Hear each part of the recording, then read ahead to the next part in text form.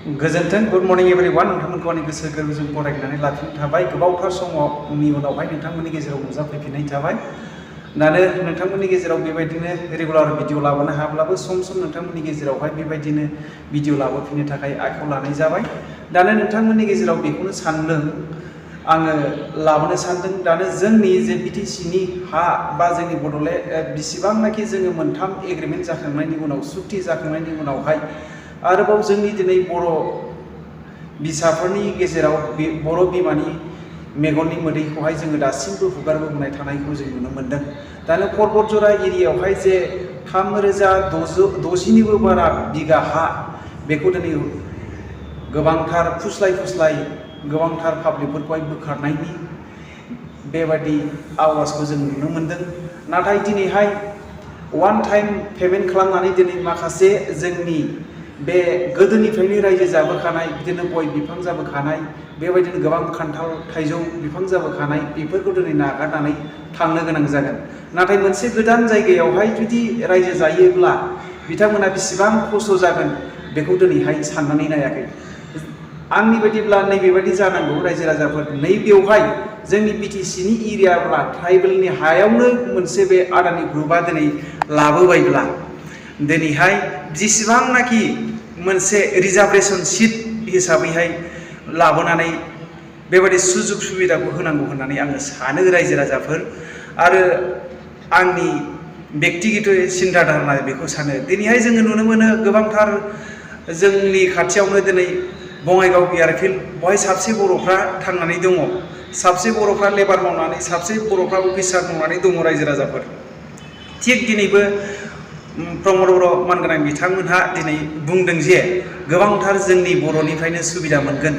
नाथाय बेफोरो गासैबो रिजार्भेसन बिदिनो 50% बा 60% दिनैहाय ट्राइबेलनि हायावनो दिनैहाय जुदि मावगोनब्ला बेयाव बेबायदि रिजार्भेसन सिस्टेमै थानांगौ होननानै आङो सानो रायजो राजाफोर नाथाय दिनैहाय मोनसे ST थाखोनि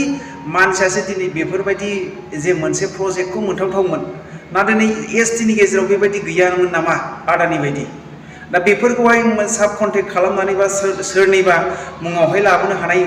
केपासिटि गैयामोन नामा दिनैहाय बेफोर गासैखौबो आसाम गभर्नमेन्टआबो दिनैहाय पावारफुल गैया बाहायनो हाया ट्राइबेलनि जे हाखौ दिनैहाय गोसोबायदि मावनानै दिनैहाय एप्रुभेल होनो हाया दिनै सासे गावबुराया मोनसे गामिनि गासैबो जे बबे मोजां बबे गाज्रि बेखौ समाधान खालामनो हायो आरो सोरनिबा न'खरनि जेंना जाबोरफ्रा सोर मा जादों सोर जायाखै बेफोरखौ गासैखौबो डिटेल्स राननानै होनाय बा सोरनिबा प्रपार्टिखौ सेनानै होनो हानाय बेबायदि सासे गावबुराया गोहो गैया बेबायदिनो आसाम सरकाराबो दिनै हिमन्त बिश्व शर्मा बिथांमोना दिनै गुबुन ST थाखोनि नङा बिथांमोनाबो दिनै हाया बेनिखायनो जोंनि मानगोनां जे दिनै खुंथायाव थानाय बिटिसि खुंथायाव थानाय बिथांमोना जुदि नैबे एरियानि गासै ओनसोलाव थानाय जेन' गरिब दुखि बर' जे ट्राइबेलफोर बिथांमोना जेन' सुबिदा मोनो अरायनि थाखाय मोनफा साख्रिनि थाखाय सुबिदा मोनो बेबायदि रिजार्भेसन होलायनानै सावरायनानै एग्रिमेन्ट खालामलायोब्ला मोजां जागोन होननानै आं सानो जेरै मोनसे बाथ्रा बुङो जिबौबो थैया लावथिबो दाबायथों होननाय जेन' बेबायदि जायो मोनसे एग्रिमेन्ट खालामनायनि गेजेरजों जेन' दिनैहाय बे गासै समाधानखौहाय रायलायनायनि गेजेरजोंहाय दिनैहाय जेंनाफोरखौ सुस्रांनानै होयो आङो बेखौनो आसा खालामो जोंनो नांगौ एरियायावहाय मोनसे डेभेलपमेन्ट मोनसे इन्डास्ट्रिफोर नांगौ इन्डास्ट्रिफोर गैयाब्ला बेबायदिनो गोबांथार गिदिर जायगायावहाय थांनानै लेबार मावहैनांगोन बेबायदिनो बेंगालर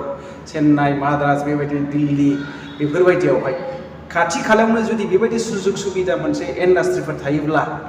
कम्पानिफोर थायोब्ला मावनानै मोनजागोन नाथाय बेवहाय रिजार्भेसन सिस्टेम हिसाबै एरिया हिसाबै बिटिसिनि हायावनो जुदि मावोब्ला ट्राइबेलनि हायाव मावोब्ला ट्राइबेला बेवहाय गैयाब्लाबो 60% भेकेन्सि थानांगोन होननानै आं सानो रायजो राजा नोंथांमोना कमेन्ट खालामहर मा साननाय दङ अल्टारनेटिभ पार्टि अफ बड'लेण्डनिफ्राय आरो बर'मेन जास्टिस फरामनि जानानै जों दिनै बेवहाय खबर लानो फैदों बे एपिडिसिएलनि थाखाय जा हा होनायनि दावराव जागासिनो बे आसलते साडेनलि एडभान्टेज आसाम 2.0 नि उनावहाय लानाय डिसिसन जों मिथिनायावहाय बेखौहाय जितु 3000 बिघास एबा 3000 बिघा हा बिटिसिनि जितु नटिस बेयावहाय आरो बे पर्बतजरा साब डिभिजन लेन्ड एडभाइजरि रिपर्टनि मथेब्ला 36 जौ एबा 3600 बिघा हा आदानि ग्रुपनो होनायनि जितु थांखि एबा डिसिजन जादों बा एप्रुभेल होदों बेखौ जों नायोब्ला नुयो जे बेयो आसलते स्टेट गभर्नमेन्टनि डिसिजन मथे बेनि सायाव सोनारनानैसो बिटिसि गभर्नमेन्टआ बेखौहाय एप्रुभेल होदों जेखौहाय जों नुयो जे 6 शेड्यूल एरिया एबा ट्राइबल बेल्ट एन्ड ब्लक एरियायावहाय स्टेट गभर्नमेन्टहा जेबो से थाया बिथांमोना बेयावहाय इंटरफेयर खालामनो हाया बेयो डाइरेक्टलि कन्स्टिट्यूशनल मैटर बेखौहाय बिटिसि गभर्नमेन्टआ डिसिजन लानो हायो किन्तु बिटिसि गभर्नमेन्टआ जितु नटिस होदों बे नटिसआ अन द बेसिस अफ द डिसिजन अफ द स्टेट गभर्नमेन्टनि कैबिनेट जथुम्मानि डिसिजननि सायाव सोनारनानैसो बे एप्रुभेलखौ होदों जेखौहाय जों गनायथावा दिनै 6 शेड्यूल एरिया आरो ट्राइबल बेल्ट एन्ड ब्लकआवहाय बेबादि नन ट्राइबेलनो हा होनायनि कुनु बेबस्था गैया नन ट्राइबेल आरो नन प्रोटेक्टेड क्लासनि मानसिफोरनो हा होनायनि जेबो बेयावहाय बेबस्था गैया बेखौनो दिनै खालामनाय जादों जों ओरैनो सा साज्राङै नायबा नुयो जे जोंनि बे बिटिसि ओनसोलनि रायजो राजा स्पेशली बर' हारियाहाय खोलोब खोलोब दिनै 60-70 बोसोर आन्दलन खालामबोबाय गावनि हानि मोन्थायनि थाखाय गावनि राजखान्थियारि मोन्थायनि थाखाय गावनि जा सिनायथि बे मोन्थायनि थाखाय गासैबोनि उनावहाय दिनै एकर्ड मोनथाम जालांबाय बेनि उनाव दिनै जुदि आरो जौगाथायनि मुङाव बेबादि हाजार हाजार बिघा जुदि दिनै गुबुननो हगारनानै होयोब्ला बे बेसेबां माने गिथाव बाथ्रा गिथाव होननानै बेनिखायनो बुंदों जे दिनै बिगासे बिखानै नङा बा हाजारसे हाजारनै बिघा नङा एसेबां बुरजा बिघा आरो जेरावहाय जोंनि मानसिफ्रा माने खहा जागोन डाइरेक्ट खहा जादों दा बेयावहाय खहा जानायाव जोङो खोनानो मोनफैबाय बेयावहाय जे सोरखौबा दासिम ओरैहालागै माने बुजायनो नागिरदों जे फांसे साहा बिफाङाव 2000 होगोन फांसे राबार बिफाङाव 1500 होगोन फांसे गय बिफाङाव 600 होगोन किन्तु वान टाइम पेमेन्ट जागोन बेयो खनसेल' होनाय जागोन बे खनसेल' होनायजों बेसे दिन जानो आरो बहुत माने खुथार बुंनायनि उनाव न'खौ नागारगोन किन्तु न'नि नसुंगुरिनिफ्राय बारि बागान बे प्रजेक्टनि थाखाय पावर प्लान्टेशननि थाखाय बेयाव हगारनाय जागोन थ' मानसियाथ' न'खौनो लुनानै थानो हाया बारि बागान नांगोन आबाद मावनानै जानो नांगोन फिसा फिसौनि इयुननि खोथा दङ बेवहाय गासै खोथाखौबो साननानैसो खामानिखौ मावनांगौमोन specially 6 schedule area tribal belt and ब्लकआवहाय जोंहा जितु गावनि खुंथाय बेबस्था मोनदों बेयावहाय फार्स्ट प्रायोरिटिया जानांगौ रायजो फार्स्ट प्रायोरिटिया जानांगौ जोंनि बे ओनसोलाव थानाय संगठनफोर बायदिसिना हान्जाफोर जायफोरजों रायजो लानानै माने प्रायर कनसेन्ट लानांगौ आंखि इउनाइटेड नेशन्सआवबो बे जोंनि राइट्सआव लिरनाय दङ जे थागिबि फिसाफ्रा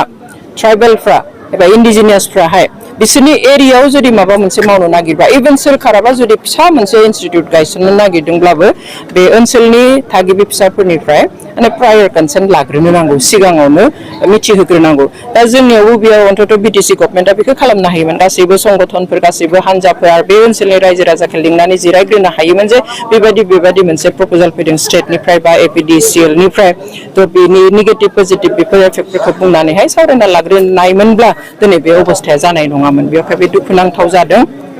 आरो मोनसे खोथाया जाबाय साख्रिनि खोथा बुंदों बे जोङो मिनिगोनसो ना मा बुंगोन माने बुंथावा दिनै मा ओंथियाव माबा एग्रिमेन्ट जादों नामा जे खामानि स्टार्ट जायोब्ला 18निफ्राय 20,000 साख्रि मोनगोन होननानै मैया आङो CEM बिथां प्रमद बर'नि खुगायाव खोनादों मैया मोनसे आं ससियेल मिडियायाव नुदों आरो बुंदों जे जेब्ला कमप्लिट जागोन बे प्रजेक्टआ अब्ला लायनो माने 8निफ्राय 10,000 सुबुङा पार्मानेन्ट साख्रि मोनगोन नाथाय मा बेसिसाव बुंदों एग्रिमेन्ट जादों नामा जब एग्रिमेन्ट जादों नामा जे बेसेबां होगोन जोङो होननानैहाय दिनैनि दिनावथ' आरो हाजिरा मावनानै माने बे इनस्टिट्यूटखौ गायसननाय नङा बा बे इन्डास्ट्रिखौ गायसननाय नङा जे जेराव जोङो 18-20,000 साख्रि मोनगोन आरो इन्टारेस्टिंलि बेखौ जुदि जोङो पाब्लिक डमेनाव नायो नुगोन जे आदानि ग्रुपहा बेबादि प्लान्ट पावार प्रजेक्टनि प्लान्टआ दिनै सारा इन्डियायावहाय अलरेडि 9था दंखायो 9 दंखायो 9 प्लान्टस दङ बेयो 10 नम्बर जागोन जों बेयाव खालामनो नागिरनाया स' बे टटेल 9था जितु प्रजेक्ट दङ सोलिगासिनो थानाय बेयावहाय टटेल साख्रि होदों 3,315 3,315 मानसियाल'सो दिनैसिम 9टा पावार प्लान्ट माबायावहाय प्रजेक्टआव खामानि मावगासिनो दङ। थ' आदानि ग्रुपखौ जोङो साख्रि होग्रा ग्रुप होननानै मिन्थिखाया। बिथांमोना साख्रि क्रिएट खालामग्रा बा जब क्रिएट खालामग्रा ग्रुपानो बा इन्स्टिटिउसनानो नंखाया। बेवहाय 9टा माबायावसो प्लान्टआवसो प्रजेक्टआवसो बिसोरो 3,315 मानसिनो साख्रि होदों। अब्ला बेयाव मोनसेयाव माब्रै 8 to 10,000 दाइननिफ्राय 10,000 माब्रै साख्रि होनो। बेखाय गावनि मानसिखौ बेबायदि फोलायालासिनो थगायालासिनो थार बाथ्राखौ बुं। दा डेभेलपमेन्टनि नामाव जोङो जोंनि मानसिनि हा सिख'नायखौथ' जोङो मानिनानै लानो हाया। बेवहाय जोङो बिथांमोनखौ खबर लाफैदों, जों बिथांमोनजों दङ। दुखुनि समाव जोंनि आइ आफा रायजो राजाजों जों गसंदों, जों सोंदों माबायदि जां आरो खोनाफैदों जे सानफ्रोमबो पुलिस फर्स फैयो बेवहाय, गामब्राखौ नागिरफैयो, बायदि बायदि खोथा बुंफैयो, हाखौ हगारनांगौ। पुलिसालाय सोर? पुलिस प्रशासनालाय सोर? सासे पुलिस पार्सनेला सोर? सासे असिया सोर फैनानै जे नोंसोर हा हगारनानै बुंनो? बिसोरहाथ' बेखिनि राइट थाया। बिसोर ल' एन्ड अर्डारनि मानसि। बेवहाय सोर बाहायदों? मानो एसेबां सान्थियाव थानो गोनां जादों दिनै जोंनि रायजो राजा? ओमफ्राय बेखौ साननांगौ, सानफिननाया मोजां। खारन सोरबाया बुंहरब्लानो सोरखौबा सन्तुष्ट खालामनो, स्टेटखौ सन्तुष्ट खालामनो, बा सोरबा गिदिर इन्डास्ट्रियेलिस्टखौ सन्तुष्ट खालामनो, बा सेन्ट्रेल गभर्नमेन्टखौ सन्तुष्ट खालामनो थाखाय जों गावनि मानसिनि खहाजों खालामना लानाया बे गिदिर इनाय जागोन आरो बेखौ जोङो होबथानाया बयनिबो बिबान।